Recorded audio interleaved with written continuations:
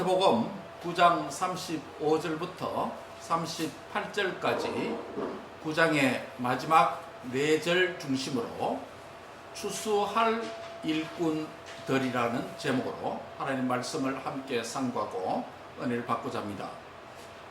마태복음 5장부터 이제 9장 마지막에 왔는데요. 한번 정리할 필요가 있을 것 같습니다. 문맥을. 5장 7장은 예수님의 산상설교죠. 산상설교는 예수님께서 말씀 사역을 통해서 메시아이심을, 예수님이 누구신지, 예수님은 메시아다라는 것을 드러내는 사역이었습니다. 그 다음에 그러면서 이 산상설교가 시작되기 전에 4장 23절에 보면 어떤 말씀이 있었는지 기억하십니까? 4장 23절 산상설교가 시작되기 전에 이 말씀이 있습니다. 예수께서 온 갈릴리에 두루 다니사 저희 회당에서 가르치시며 천국 복음을 전파하시며 백성 중에 모든 병과 모든 약한 것을 고치시니 라는 이 말씀이 있습니다. 이 말씀을 하시고 난 뒤에 5장, 6장, 7장까지 산상설교가 이어졌습니다. 그리고 다시 8장, 9장으로 오죠. 8장, 9장에는 뭐가 있다고 그랬습니까? 기적 사역이 있습니다. 예수님의 행위 사역입니다. 5장, 6장, 7장은 산상설교, 말씀 사역을 통해서 예수님이 메시아이심을 드러냈다면 8장, 9장은 11개의 기적 사건과 제자도 사건을 통해서 예수님이 메시아이심을 드러냈다라고 말씀했습니다.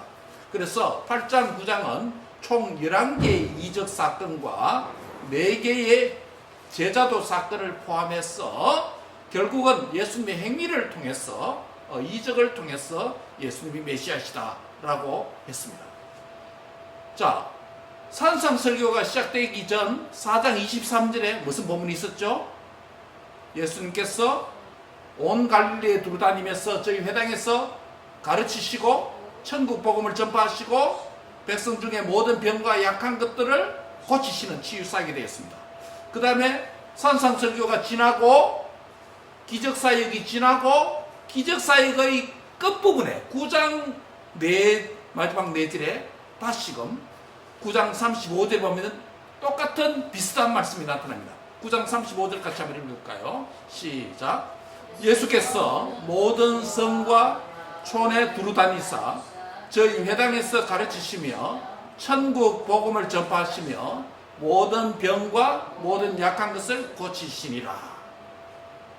그러면 4장 23절과 9장 몇 절요? 35절 9장 35절과 4장 23절이 앞에 있고 뒤에 있습니다. 그렇죠? 맨 앞문이고 뒷문입니다. 그 사이에 뭐가 있다고요? 5장, 6장, 7장이 산상설교, 말씀 사역을 통해서 메시아이심을 드러냈고 8장, 9장의 기적 사역을 통해서 예수님이 메시아이심을 드러냈습니다. 그러면 앞문과 뒷문, 앞과 끝이 수미상관적으로 같은 말씀입니다. 특별히 예수님의 오신 목적, 그리고 예수님께서 제자들을 부르시고 그 사도들의 믿음과 신앙적인 고백과 터전 위에 세운 신약 교회의 사명으로서 이 말씀이 이해되어져야 된다라고 말하는 것입니다. 즉 예수님의 말씀 사역과 예수님의 기적 사역은 결국은 무엇을 위한 것입니까? 하나님의 나라에 대한 것입니다. 예수님 자신이 메시아로 오셨고 한 나라의 주인으로 오셨고 왕으로 오셨고 결국 이 사역은 바로 예수님의 사역과 그리고 우리 교회가 주님 오실 때까지 감당해야 되는 사역이다. 그 사역을 오늘 본문에서 말씀을 하고 있습니다. 이것을 우리가 4장 23절과 9장 35절에 있는 이 말씀을 공통적으로 예수님의 메시아의 3대 사역이다 라고 그렇게 오늘날 교회가 부릅니다. 첫째가 무엇입니까? 가르치는 사역입니다. 회당에서 가르치셨다. 모든 성과 갈릴리와 촌에 두루 다니면서 첫째는 가르치는 교육 사역이다. 두 번째는요, 천국 복음을 전파하시는 사역이다. 전도 및 선교 사역이다 라고 말할 수 있겠죠. 마지막 세 번째는요, 모든 병과 약한 것들을 고치시는 치유 사역에 대해서 말씀해 놨습니다. 그래서 예수님의 이 3대 사역이 결국은 주님의 부름을 받은 제자들과 또 오고는 모든 신약 교회 성도들이 바로 주님이 오신, 주님께서 세우신 이 3대 사역을 수종드는 일을 하는 것이 그리스도인이고 주님의 몸된 교회의 일이다 라고 말씀을 하고 있는 것입니다. 우리는 신약교회야 이제 신학이 더욱더 체계화된 이후에 여기에다 하나를 더 포함시킵니다. 뭡니까? 예배라는 것을 포함시킵니다. 예배라고 하는 하나님에 대한 봉사, 섬김의 행위를 하나 포함시켜서 보통 교회의 4가지 사명으로 그렇게 받아들이고 있습니다. 근데 왜 예수님은 예배를 여기에 포함시키지 않았을까요? 뭐 여러 가지 이유가 있겠습니다만, 예배는 우리 주 예수 그리스도를 믿음으로 말미암아 하나님으로부터 구원의 은혜를 받았어.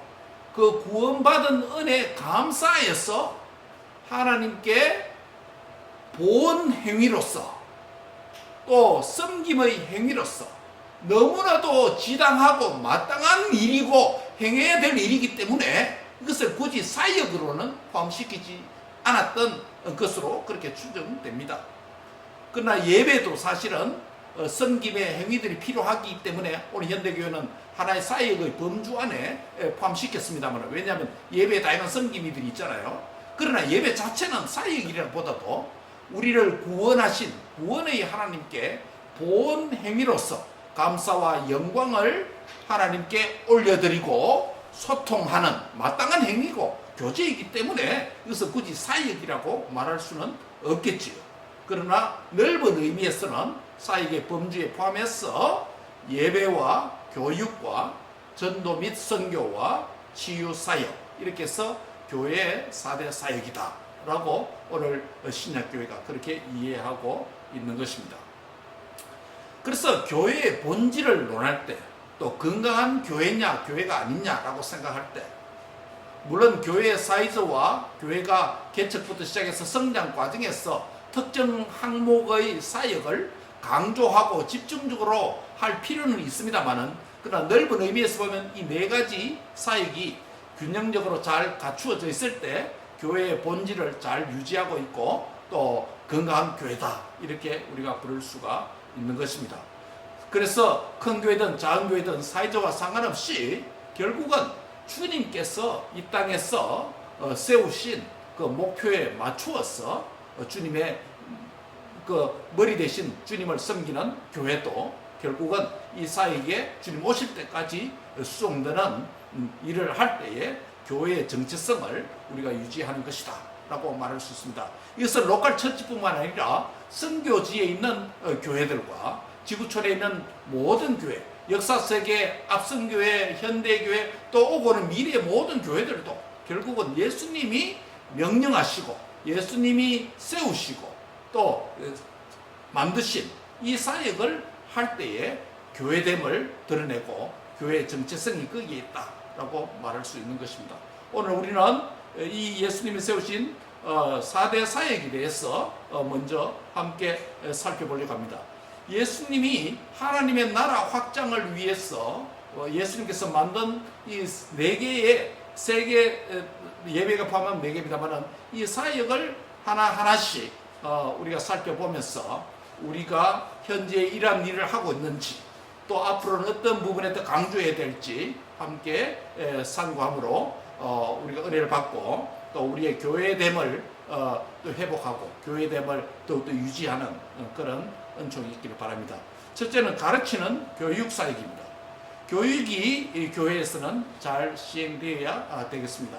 각 연령과 신앙의 수준에 맞는 적절한 성경 교육이 필요한 것이죠. 교회 학교들이 각급 교회 학교에 교육이 필요하고 또 새가족과 기존 성도들의 성장에 맞는 교육 커리큘럼과 시스템과 또 가르치는 사람이 필요하다고 하겠습니다. 그래서 바로 오늘날 이런 교회 교육이 바로 매우 중요하다. 이것은 현대 교회가 체계화시켜서 만든 어떤 커리큘럼이 아니라 주님께서 복음의 시작부터 세우신 그런 커리큘럼이다. 가르치는 사역이 교회 안에서 중요하다라는 것을 우리가 다시 한번 인식할 수 있길 바랍니다. 우리 교회는 성경 공부가 가르치고 배우고 함께 나누는 그런 시간입니다. 그래서 우리가 말씀을 잘 배우고 또 잘 읽고 잘 적용하는 그러한 일을 할 때 바로 참된 그리스도인 또 건강한 그리스도인 건강한 교회로서 일을 하는 것이다 라고 생각하고 우리가 하는 일에 더욱더 신실하게 집중해서 잘 감당하는 이런 은혜가 있기를 바랍니다. 두 번째는 천국 복음을 전파하는 전파 사역입니다. 이것은 동일 문화권에서는 전도라고 부르고 타 문화권에서 전파하는 사역을 선교라고 부릅니다. 그러나 오늘날은 이제 좀 더 개념이 또 포괄적으로 선교라는 범주 안에 다 포함시켜서 선교적 교회 해서 국내뿐만 아니라 국내도 선교, 국외도 선교 이런 용어를 함께 병행해서 쓰기도 합니다. 어쨌든 그리스도인은 또 주님의 교회는 주님께서 맡기신 지상의 명령이 있습니다. 그렇죠? 최고의 명령이라는 것입니다. 지상 명령이라서 주님의 유언으로 남기신 최고의 명령입니다. 우리가 이 명령 때문에 교회가 존재하고 이 명령 때문에 많은 분들이 선교에 헌신하고 복음을 전하고 또 자녀들의 교육적인 희생과 또 자신의 젊음의 희생과 또 많은 물질과 에너지를 쏟아서 이 일을 하는 이유가 주님의 지상 명령이기 때문에 이 일을 하게 되는 것입니다. 그런데 전도는 은사가 있어서 하는 것이다. 전도의 은사라고 현대 교인들이 잘못 이해하는 경우가 많습니다. 전도는 이 은사가 있어서 하는 것이 아니라 모든 그리스도인에게 하나님께서 주님께서 주신 보편적인 명령이고 보편적인 사명이라는 것을 우리가 기억할 필요가 있습니다. 다만 효과적인 전도를 하기 위해서는 전도에 대한 교육도 필요하고 훈련을 필요하겠죠. 그런데 많이 하다 보면 더욱 잘하게 되고 더욱더 그 부분이 개발되겠죠. 그런 면에서 전도라고 하는 것은 바로 모든 그리스도인 각자가 또 교회 전체가 주님 오실 때까지 해야 하는 보편적인 사명이라는 것을 다시 한번 우리가 자각할 필요가 있습니다. 예수님을 믿고 몇십 년을 살다 보면 삶의 바운더리와 삶의 교제의 바운더리가 불신자가 접촉하는 삶이 거의 없어지고 주위에 전부 다 믿는 사람과 교제하는 이런 한계점이 있습니다. 이게 우리가 전도하기 어려움입니다. 그래서 전도를 가장 잘하고 쉽게 하고 접촉이 쉬운 분들이 막 예수님을 믿어서 이제 세상에서 막 교회 안에 들어온 분들이 전도를 잘하는 이유가 바로 그것입니다. 삶의 바운더리가 세상에 많은 사람들과 믿지 않는 분들과 삶을 공유하고 있기 때문에 그런 분들이 전도할 기회가 많습니다. 그럼에도 불구하고 우리가 기회가 되면 또 우리 주위에 믿지 않는 자나 또 믿다가 낙심하는 분들이나 또 믿다가 교회를 떠난 분들이나 이런 부분들을 또 교회로 인도하고 또 하는 것도 전도의 영역에 포함시킬 수가 있겠지요. 그래서 바로 전도와 이 뭡니까? 가르침의 차이점이 있다면 첫 번째 말씀 그 차이점 때문에 같은 복음을 나누는 겁니다. 복음을 가르치는 교육과 복음을 전파하는 전도 및 선교가 있죠.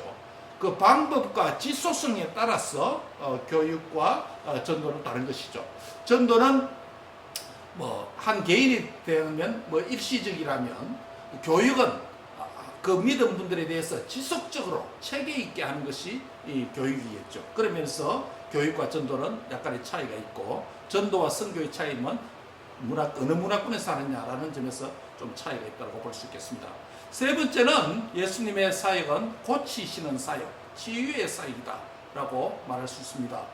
육체적 치유의 사역은 오늘날 의료 사역에 종사하는 분들에게 많이 위험되어 있죠.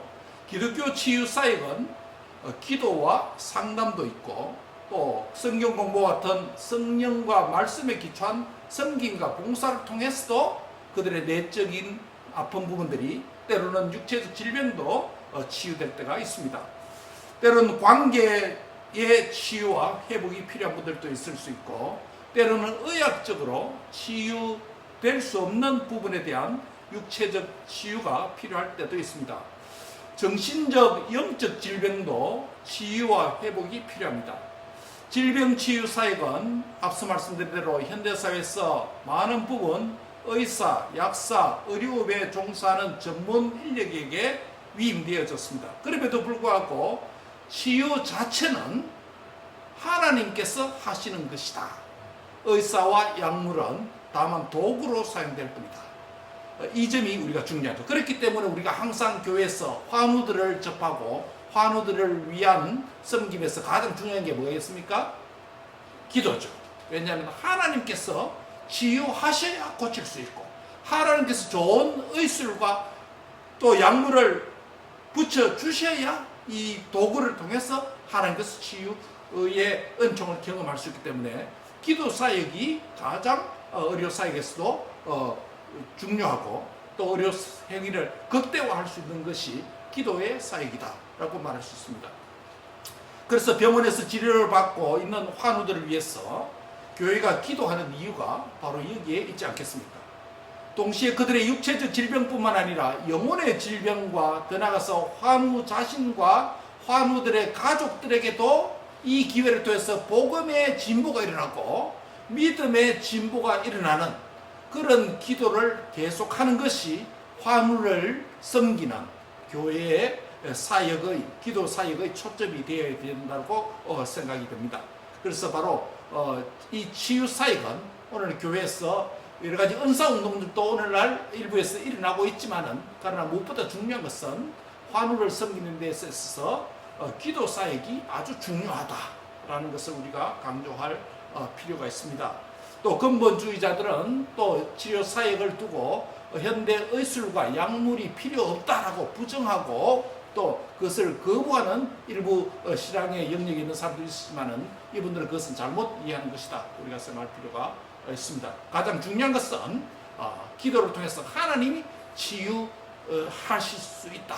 하나님이 치유자다, 치료자다라는 것을 기억하고 의사와 약물과 의술은 도구로 쓰임을 받는 것이다. 이러한 이해가 우리에게 필요합니다. 우리 가족들 가운데 또 내 자신이 언제 어떤 질병이 내게 임할 수 있고 가족들에게 임할 수 있고 우리가 항상 살면서 늘 건강하면 감사한 일입니다만은 또 그렇지 못한 경우도 있습니다. 그럴 때 우리가 이 치유 사역에 대해서 바른 이해와 바른 지식을 갖고 있을 때 내 자신과 우리 가족을 치유 사역을 위해서 어떤 행위가 필요하고 어떤 의식이 필요하고 어떤 섬김이 필요하다는 것 이해하시고 우리 가족 가운데 또 내 자신이 환자가 될 때 바로 바른 이해 가운데서 바른 섬김을 통해서 주님이 나를 치유해 주셔야 된다라고 하는 이런 점을 깊이 이해하고 또 기도에 집중하고 또 서로를 위해서 중보하고 기도하는 그런 섬김이 교회 안에 충만케 되기를 바랍니다. 그래서 바로 그것이 교회가 환우들을 대하는 섬기는 치유의 부분이다라는 것을 우리가 기억할 수 있기를 바랍니다. 마지막은 예배에 대한 것입니다. 오늘 본문에는 사역으로서는 예배가 포함되어 있지 않지만은 그러나 후대 교회가 이 예배를 포함해서 예수님의 신약교회 4대 사역이라고 그렇게 이해를 하고 있습니다. 예수님도 포함시키지 않은 이유는 앞서 말씀드린 대로 구원받은 성도가 하나님께 감사하고 영광 돌리는 가장 직접적인 보온 행위고 소통 행위이기 때문에 교제 행위이기 때문에 이것은 말할 필요도 없다. 너무나 당연하기 때문에 사역으로 예수님께서 포함하지 않은 것이 아닌가 그렇게 생각이 듭니다. 어쨌든 예배는 건강한 내용과 형식을 포함해야 합니다. 예배는 사람이 자기 열정이 있다고 해서 아무런 원칙이나 기준 없이 무작정 예배만 하면 된다라고 하는 것이 아닙니다. 예배는 먼저 좋은 내용이 있어야 됩니다. 말씀과 성령에 의한 좋은 내용이 있어야 되고, 그 다음에 그 좋은 내용을 담아낼 수 있는 뭐요? 형식이 있어야 된다는 것입니다. 그래서 그 형식은 바로 건강한 예배 신학의 바탕을 둔 짜임새 있고 질서 있는 예배 순서가 필요하다는 것입니다. 예배의 내용에 있어서 바로 하나님의 이 건강한 말씀이 해석이 필요하고, 또 좋은 찬송이 선별되어야 되고, 말씀에 맞는 찬송이 있어야 되고, 또 그에 따른 기도가 필요하고, 축도가 필요하고, 그에 따른 또 성시 낭독이 필요하고, 이 모든 예배 전체가 하나의 말씀 사역을 위해서 유기적으로 연결되어져 있어야 됩니다. 그래서 우리가 주보를 하루 전에 미리 보고 예배를 어떻게 준비해야 될 것인가, 목사뿐만 아니라 예배 참여하는 회중들도 예배를 위해서 기도하고 준비해야 될 이유가 바로 여기에 있는 것이지요. 그래서 오늘 우리가 현대교회에서 바로 예배의 좋은 내용과 형식이 함께 갖추어져 있을 때 우리가 건강한 예배, 바른 예배를 드릴 수 있다라는 것 다시 한번 기억할 수 있기를 바랍니다. 그래서 우리도 예배 주보가 만들어지고 또 이게 배부되고 또 그에 따라서 예배를 드리는 것도 바로 좋은 형식 안에서 내용을 담았어. 또 내용이 형식 그렇게 담겼어. 그렇게 함께 드릴 때 건강한 예배, 바른 예배를 드릴 수 있다고 믿는 것입니다. 말씀을 요약합니다. 사랑하는 성도 여러분, 예배와 교육, 전도 및 선교와 치유, 이 네 가지 사역이 성령님의 능력 안에서 나사렛 예수 그리스도 이름으로 효과적으로 잘 준비하여 시행되어서 하나님의 나라가 우리 자신과 우리 가정과 우리 교회를 통해서 확장되어지는 그런 교회 공동체가 되기를 주의 이름으로 축복합니다. 네 개의 사역에 대해서 말씀을 드렸습니다. 마지막으로 35절을 지금 말씀드렸고, 두 번째 마지막 포인트는 36절부터 38절에 있는 예수님의 목자 없는 양과 같이 고생하는 무리를 불쌍히 여기시는 예수님의 모습이 여기에 있습니다. 예수님의 가르치는 사역, 예수님의 전도의 사역, 예수님의 질병 치유의 사역은 모두 외형적인 사역과 활동으로 보입니다. 때로는 어떻게 하면 사회 봉사 활동으로도 보일 수도 있습니다. 그러나 예수님의 이 대표적 세 개의 사역에 대한 예수님의 내면적인 동기, 그분의 속마음, 속뜻을 우리가 이해할 필요가 있습니다. 무엇이겠습니까? 그것이 36절에 있습니다. 무리를 보시고 어떻게 하셨습니까?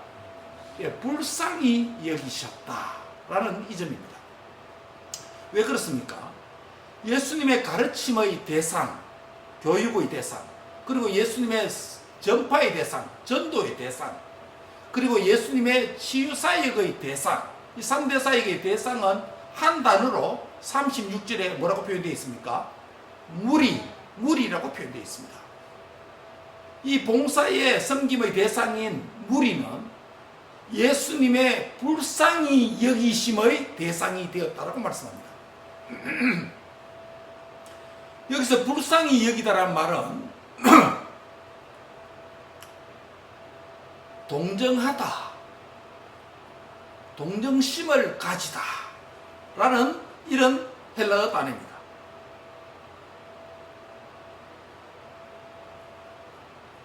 예수님의 3대 사역인 교육, 가르침, 그리고 전파, 전도 및 선교 사역, 그리고 치유 사역, 이 사역을 현대교회가 이어받아서 아무리 열심히, 아무리 많은 시간과 물질을 투자해서 솟는다 할지라도 그 사역의 대상에 대한 무엇 없이 불쌍히 여기는 마음, 긍휼의 마음, 즉 영혼에 대한 사랑, 이 본질이 없으면 아무것도 아니라는 것입니다. 사랑장에서 말씀하신 것처럼 사랑이 없으면 아무것도 아니다 라고 말하는 것과 마찬가지입니다. 예수님의 이 사랑의 마음, 영혼을 긍휼히 여기는 마음, 불쌍히 여기는 마음,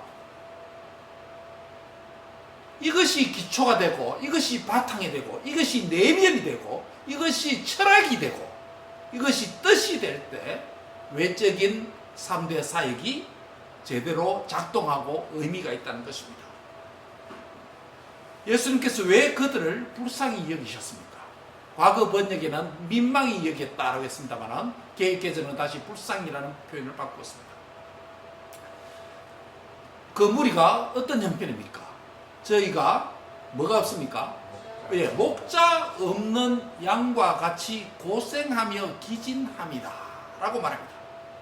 불쌍히 여기신 이유가 그 영혼을 바라볼 때 뭐가 없습니까? 목자가 없다는 것입니다. 양들이 목자가 없으면 어떻게 됩니까? 최근에 제가 유튜브에서 애니멀 사이트를 한번 본 적이 있는데요. 유기견 가운데 털이 많은 유기견 있잖아요. 털 많이 난 유기견 있잖아요. 이 유기견들이 그 수의사 말로는 2년에서 3년 정도 야외 생활을 했다고 합니다. 주인 없이. 그러다 보니까 그 털이 꼬이고 무게가 얼마나 나갔는지 그 수의사가 그걸 깎는데도 얼마나 시간이 오래 걸리고 몸무게만큼이나 나가는 거예요. 그래서 발에도 피가 나고 걷지를 못해가지고 발에도 털이 하고 발톱하고 이래서 해서 엉켜가지고 양들도 그런 경우가 있잖아요. 종종 우리 그 사이트 보면 양들도 길을 잃은 양들이 목자 없이 막 야외에 헤매다가 몇 개월 있다 오니까 양털이 막 이만큼 덮여가지고 나중에 목자가 찾아서 깎으니까 엄청나게 산더미처럼 크게 그 양털이 깎이는 경우가 있잖아요. 목자 없는 양은 개인의 건강, 그리고 개인의 위험, 그리고 음식의 문제, 질병의 문제, 모든 다양한 위험에 노출되어 있습니다. 그러니까 목자 없는 양은 너무나도 불쌍한 것입니다. 예수님께서 이 땅에 오신 목적이 요한복음 10장 10장에 뭐라고 그랬습니까? 내가 온 것은 양으로 생명을 얻게 하고 그 생명을 더욱더 풍성히 얻게 하려는 것이다 라고 하는 것이 예수님의 요한복음 10장 10절에 오신 목적 아닙니까? 바로 주님께서 그 무리들을 보실 때 무엇을 본 겁니까? 양떼를 본 것 아닙니까? 그 양들이 생명을 얻고 예수님을 믿고 예수님을 통해서 생명을 얻고 그 생명을 또 주님 안에서 영생의 부요함, 풍부한 생명을 누려야 되는데 목자가 없으니까 목자 없는 양처럼 고생하고 기진합니다. 도움이 없는 상태다라는 것입니다. 목자 없는 양은 모든 위험에 노출되어 있습니다. 목자 없는 양은 온갖 위험과 죽음의 위기에 처할 가능성도 큽니다. 먹을 것과 마실 물을 제대로 공급받을 수가 없습니다. 즉 목자 없는 양은 풍성한 생활은 물론이고 생존 자체도 어렵습니다. 예수님께서는 목자 없는 양과 같이 고생하며 유리하며 도움이 없는 그 무리들을 보시고 그들을 하나님 나라의 추수의 대상으로 여기고 계십니다. 예수님은 메시아로서 하나님 나라의 주인의 관점에서 추수꾼으로서 참 추수꾼으로 오셨다. 세상의 모든 것을 하나님 나라의 추수의 관점에서 목자의 마음을 가지는 주님의 마음이 여기에 표현되어 있습니다. 추수의 관점에서 사람을 봅니다. 자연이 추수해야 될 일꾼의 현재의 형편을 보게 된 것입니다. 추수할 것은 너무 많은데 추수할 일꾼이 부족함을 주님이 보신 것입니다. 추수할 것은 많은데 추수할 일꾼이 부족할 때 손을 놓고 아무런 대책을 내놓지 못하는 무기력한 인간 농부나 현대사회의 CEO와 같은 자가 아니라 추수할 주인에게 청하라고 주님이 명령을 여기에 하고 있습니다. 이것은 하나님의 나라의 CEO로서 중요한 해결책을 당신의 교회에게 제시하신 것입니다. 무엇을 추수할 주인에게 청해야 합니까? 따라합시다. 추수할 일꾼들을 보내주소서. 기도의 청원을 하라는 것입니다. 이 말은 전도는 무엇으로 시작할 수 있다? 기도로 시작할 수 있다는 것을 보여줍니다. 말씀을 요약합니다. 오늘 이 본문은 두 가지 포인트를 가지고 있습니다. 하나는 예수님의 지상 사역, 3대 사역에 대해서 말씀하고 있고, 예배까지 하면 얘기했죠. 마지막 두 번째 포인트는 예수님께서 추수할 대상으로서 무리를 보는 주님의 목자의 마음을 보여주고 있습니다. 불쌍히 여기는 마음이라고 했습니다. 사역과, 외적인 사역과 내적인 긍휼의 마음, 사랑의 마음이 우리 예수님께 한 가지로 결부되어 있다는 것입니다. 오늘 이 본문을 보면서 신약 교회인, 부름받은 성도인 우리는 주님 오실 때까지 어떻게 살아야 되며 이 본문을 어떻게 우리에게 적용할 수 있습니까? 물론 우리도 주님께서 맡기신 이 3대 사역에 온전히 헌신하고 집중하고 관심을 가져야 됩니다. 그에 앞서서 우리에게 필요한 것은 무엇입니까? 주님이 무리를, 영혼을 보실 때 가지셨던 불쌍히 여기시는 마음, 영혼에 대한 긍휼과 사랑의 마음이 저와 여러분에게 필요하다는 것입니다. 어떻게 이 영혼에 대한 사랑과 긍휼의 마음이 우리 안에서 불일듯이 일어나고 회복될 수가 있습니까? 무엇보다도 우리 자신이 어떠한 상태에서 구원을 받았는지 다시 한번 구원의 은혜를 돌아볼 필요가 있습니다. 저와 여러분은 아무런 행함과 공로와 또 어떤 다른 행위의 결과로서 구원을 받은 것이 아니라 값도 없이 아무런 공로 없이 하나님의 값없이 주시는 은혜의 선물을 따라서 금보다 더 보배로운 이 믿음을 주셔서 죄와 사망과 사탄의 권세로부터 구원받아서 영원까지 보장되어 있는 하나님의 구원받은 백성인 줄 믿습니다. 그런데 이 구원은 우리의 인생의 역사적인 한 시점에서 일어난 일이지만은 창세 전부터 우리를 구원하시기로 작정하시고 계획하시고 때가 되어서 복음을 통해서 성령을 통해서 우리에게 믿게 되어서 우리가 이 구원의 은혜에 동참하게 된 줄 믿습니다. 그러나 이 구원의 은혜 아무나 받는 것이 아니라 지구촌에 70억, 80억 인구, 수십억의 인구가 있는데도 예수님을 믿는 비율을 따지면 그렇게 많지 않습니다. 만에 하나, 천에 하나 우리를 택하셔서 때가 되었어. 복음을 통해서 성령의 역사를 통해서 믿게 되어서 이 구원에 들어온 것. 참으로 좁은 길 안에 좁은 문으로 들어온 구원의 은혜입니다.